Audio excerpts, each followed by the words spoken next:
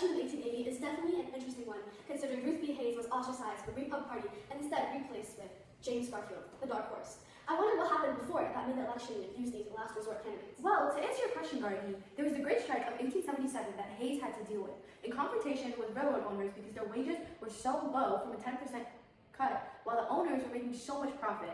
For Hayes, the only way to put an end to the strikes was to call in federal troops. After this, people didn't approve Hayes much because of this violent occurrence. Also, there was the Compromise of 1877, which was how Hayes was elected into presidency in the first place. In this compromise, in order for Hayes to become president, the federal troops would have to be taken out of the ex-Confederate states. Because of this, the Redeemers were able to take back their government and also issue Jim Crow laws and other laws that were racist towards freedmen. This also lost the confirmation of the Republican Party for Hayes, which also made him ostracize from Republicans, and lost the freedmen's vote for Hayes. Wow, that was a sad end for Hayes' presidency. Was there anything else that they had to think about? Concerning the Republican Party itself as well, it was going through a split in 1877. This party split into the stalwarts, who were followers of Roscoe Conkling and defended the spoils system, and the half-breeds, who followed James Blaine and pushed for civil service reform, which included fixing the corrupt spoils system. Winfield Hancock, Garfield's opponent, was a stalwart, while Garfield was a half-breed. Since many wanted to keep the spoils system to get prized federal jobs, like the collector of the Port of New York, they mainly wanted to vote for the stalwarts and disliked the half-breeds. You know, actually, there was also the issue of Chinese immigrants working for Americans. Back then, in 1877, Chinese immigrant workers started to come into question, and how Americans could compete with them in getting jobs, even legal ones. The people wanted a president that could help them through their economic anxiety. Oh, wasn't there an issue about the high tariffs at this time and military pensions? There was. The North and South had very conflicting views on the tariff policies. The North, which favored to field American manufacturers through high tariffs. The South and West, on the other hand, favored agricultural interests and opposed high tariffs because they made agricultural finances difficult. James Garfield, who was nominated by the Republican Party, favored high tariffs as this would lead to financial benefits for the American economy and government, whereas the Democrat Party nominated Winfield Hancock, who generally advocated for lower tariffs in attempts to encourage trade. Actually, now that I'm really thinking about it, Aida, there were a lot of technological advancements that really affected art history, even the election of 1882, weren't there? Oh yeah, there was. The phonograph and the first ever telephone line and switchboard in 1878, and the new technology that changed the course of our nation's advancements during this time.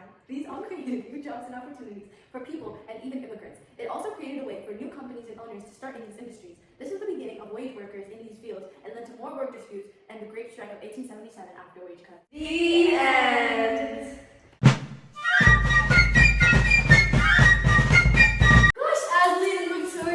Your time abroad has left you completely dumbfounded about American politics, I'm sure. I know, though I've kept up with it as much as I can. It's certainly great that you've come to see the candidates speak. I'll tell you all about it. I just had to after hearing Hayes' presidential run. Just embarrassing. I had no idea why the Republican Party would back him now. They're not. They choose James Garfield from Ohio, a dark horse candidate, to represent them in the coming election. Dark horse? Yeah, it's someone you don't expect the party to nominate, and it's really only chosen because there's no one better. Then who have they picked as his vice president running mate? They chose Chester Arthur from New York. Oh, he was a part of the fraction of the Republican Party that was very traditional and pro-Reconstruction, advocating for African American civil rights and opposing Hayes' civil service efforts. Yes, the stalwarts. Wait, then who's on the Democratic side? The Civil War hero Winfield Scott Hancock, working with the vice presidential candidate William Hayden English. Truly, the election is between him and Garfield. There's also Weaver from the Greenbacks to look out for, but I wouldn't be too sure. Whoa, here come the candidates. Good morning, America. I am the running Republican candidate, James Garfield. We have gathered here today to protect the sacred truth that we have fought for. We must remember and be grateful for every worthy soldier who has fought for the Union and our rights. We must never forget the sacrifices that our soldiers have made for this country, both black and white. Now, since we have made them free, we will stand by our black allies. The Republic has risen because of the sacrifices of the dead and because of our living heroes. I thank you, fellow citizens, for your strong character and your services to this country. Hello, folks. I'm the running Democrat, Winfield Hancock. I want to express my thanks to you, soldiers of this country of all races. I'm willing to do my best to serve my country and my people.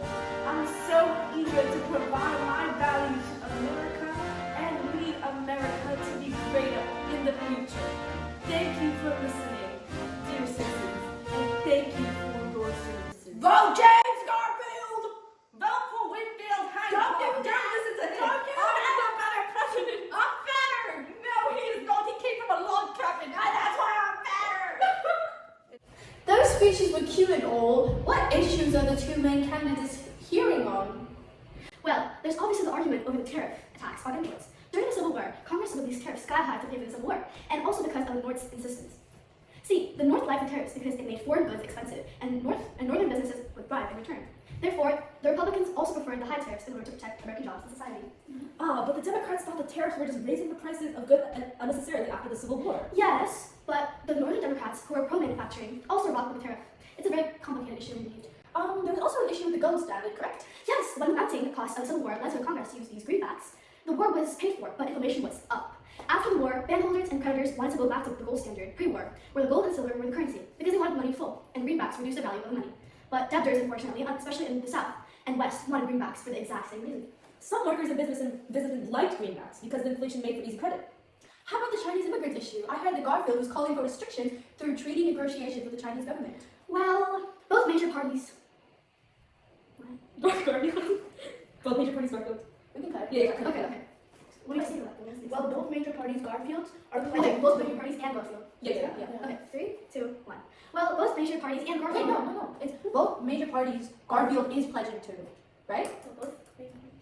Garfield is pledging to. Well, for both major parties? No, while both major parties Garfield is pledging to limit immigration from China. Okay. I changed it to. Okay. 3, 2, 1, go. Well, both major parties, Garfield is pledging to limit immigration from China, as native-born workers in western states think that they're depressing their wages. Even the greenbacks are. Wasn't there a letter from Garfield leaked to the media which stated he would keep immigrant rates to maintain the cheap labor? I know, classic mudslinging, a campaign element both parties shared. Yeah, the Democrats attacked Garfield for his involvement in the credit mobilier scandal, even though his actual involvement was unknown. And did the Republicans say that Hancock was uninformed in current issues? Exactly, yes, since the Democrats endorsed a tariff for revenue only, which would only cover federal government costs and really not help specific industries. Republicans used it against them to point them as unsympathetic to industrialists. This absolutely trashed their chances in the very industrial and pro-tariff North, which they needed to establish a majority in. Even worse, Hancock attempted to make a moderate stance on tariffs and ended up going against his own party's beliefs, only strengthening that Hancock doesn't know crap about allegations.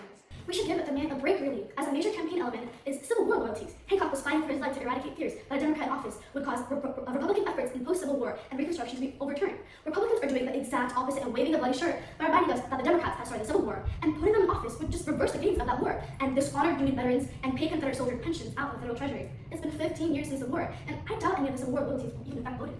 Garfield's front porch campaign probably will make him seem impassionate. What's a front porch campaign? It's where the candidate just goes home for the duration of the election and leaves the actual campaign to others. Getting late, Georgina. I should get home right about now. Alright, see ya. It's time. Bye.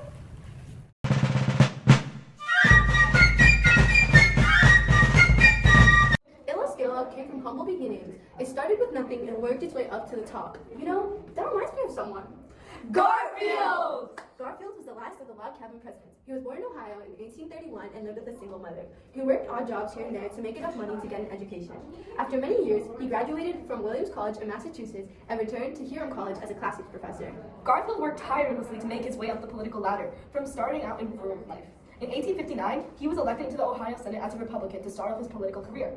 At 31, Garfield became a brigadier general, and even 2 years later, a major general of volunteers. After earning his position at a younger age, Lincoln was so impressed with him that he convinced Garfield to resign his commission to join Congress.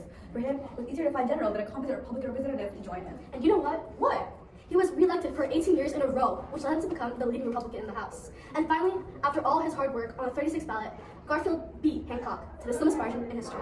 Wow, that's some motivation. He was able to go from a destitute way of life to become the president of the United States. Additionally, Garfield was in favor of high tariffs that protected American manufacturers from foreign markets. This is a quality that Illes Skidlaw will value, as it is a highly successful company that relies on these economical advantages to profit. Yeah, the story of his journey to the presidency is an inspiring one indeed. He worked through many trials and tribulations on his path to success and his position as president. He's definitely someone Illes Skidlaw would look up to and support.